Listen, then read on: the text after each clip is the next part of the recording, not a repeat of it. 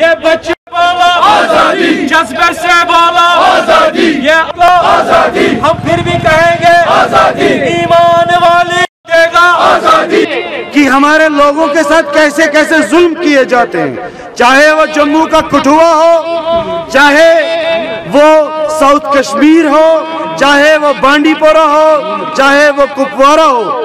آپ دیکھیے آج 2 دن پہلے آپ دیکھیے ہمارے نوجوانوں کو کیسے قتل کیا گیا اور ہمارے گھروں کو کیسے گرا رہے ہیں، کیسے جلا رہے ہیں۔ ان چیزوں کو آپ دیکھیے حالیہ جموں میں کیا کیا گیا۔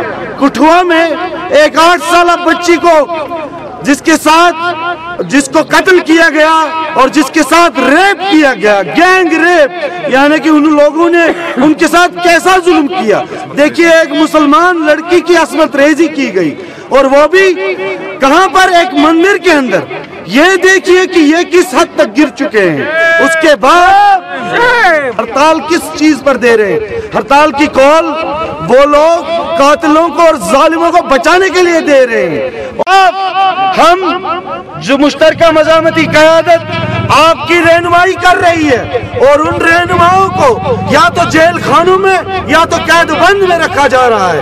آپ دیکھیے کہ وہ عوامی آواز ہے اور عوامی آواز کو دبانے کے لیے یہ لوگ کیا کیا حربے کر رہے ہیں۔ اس لیے ہم لوگ یہ مطالبہ کرتے ہیں کہ آصفہ کے قاتلوں کو سخت سے سخت ترین سزا دی جائے۔